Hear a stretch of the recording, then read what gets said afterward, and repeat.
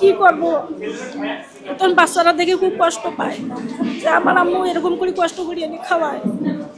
মাঝে মাঝে বলি যে আজকে কাজে যাব না, বাসায় থাকবো, ফির যদি না যাই 2টা পয়সা আসবে না। আমার নাম মোসাম্মদ মজিদা খাতুন। আমাদের বাড়ি হলো নর্থ বেঙ্গল মোড়। আমরা এখানে কাজ শিখতে আসি। আমাদের ম্যাম ওদের অনেক ভালো করে কাজ আমাদের শিখাইছে। আমরা অনেকটা কাজ ভালোভাবে শিখছি। আমাদের পরিবারে হলো আমরা 3 জন, আমার 2টা মেয়ে আর আমি। আমার হাজব্যান্ড হয় 1 বছর মারা গেছে, স্ট্রোক করে মারা গেছে। তার চিকিৎসা করতে পারিনি, মারা গেছে আর কি। এখন আমার পরিবারে হলো আমি ইনকাম করি টুকটাক, আমার স্বামীর যে কাজটা ছিল ওইটা করি, আমার সংসার চালাই। বাচ্চা 2টা কোটে দিয়া খাওয়া দাওয়া কাপড় চোপড় ওটে দিয়ে চালাই। একটু কষ্ট হয়, পায়ে হেঁটে চলাফেরা করি। যেদিন ইনকাম হয় হয়, যেদিন না হয় ওদিন বাসায় থাকি আর কি 2-4 দিন। আমি মোবিল ব্যবসায়ী, মোবিল কিনে আনি বাইরে বাসায় পটে ভরি, ওইটা আবার পায়ে হেঁটে দোকানে দোকানে বিক্রি করি। কেউ নেয় কেউ নেয় না। যেদিন বিক্রি হয় হয়, যেদিন না হয় 2-4 দিন বাইরে বসে থাকি, ওইটা দিয়ে চলি।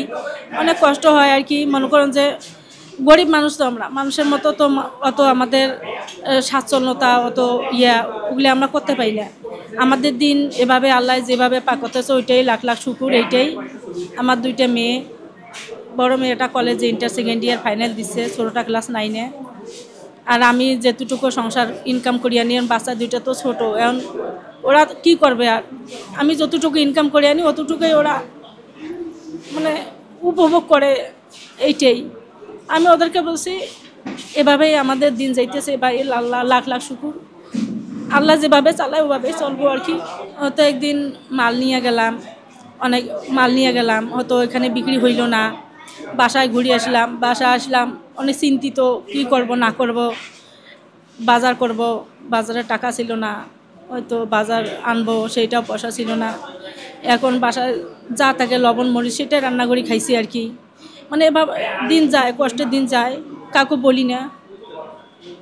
লোকে হয়তো মাল নিয়ে ডাকে। টানা 7ম বারের মতো বেস্ট টিস্যু পেপার ব্র্যান্ড হিসেবে স্বীকৃতি পেয়েছে বসুন্ধরা টিস্যু। অল্প নেয়, আবার মনে করেন যে এক দোকান থেকে আরেক দোকান পায়ে হাঁটি, কষ্ট হয়, এত রোদ বৃষ্টি বা মাথার উপর দিয়ে চলে যায়।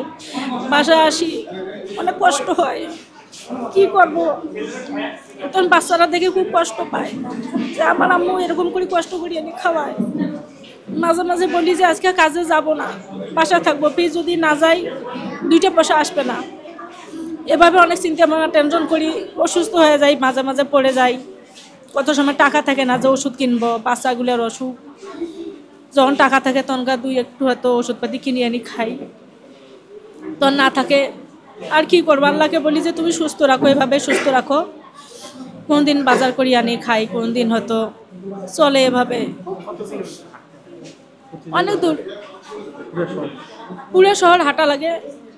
আর অনেক দূরে তো যাই, ওই দিন পাটগ্রামের ওদিকেও যাই।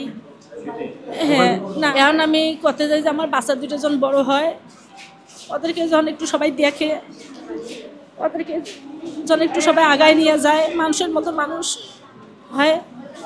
আমি যতই কষ্ট করি, ওদের আমি না থাকলে তো ওদের কেউ নাই, দেখার মতো কেউ নাই। ওদেরকে সবাই যেন একটু হেল্প করে, দেখাশোনা করে, পড়াশোনার পাশাপাশি ওদেরকে একটু জন হেল্প করে। ওদের তো বাবা নাই, আর আমার ঘর বাড়িও তো ঠিক মতো ভাঙ্গা, নাই, মানে ঘর বাড়ি মানে ওর বাবা কিন্তু ঠিকঠাক মতো কিছু করি নাই আর কি। ওই রকমই আছি আর কি। মানে বলছি যে তোরা থাক, তোরা বড় হওয়া, মানুষের মতো মানুষ হওয়া, পড়ালেখা শিখে তোরা যদি একদিন কিছু করতে পারিস, এইটাই। মেশিনটা পাইয়া খুব খুশি হয়েছি। মেশিনটা পাইয়া এর নিজেরও একটু কাজ করতে পারবো। তারপর আপনাদের বসুন্ধরা গ্রুপের থেকে যে আমাদেরকে মেশিনটা উপহার দিছে, আপনাদের সবাইকে লাখ লাখ শুকরিয়া, আল্লাহর কাছে লাখ লাখ শুকরিয়া আদায় করি। আপনাদের সবাইকে ভালো রাখুক,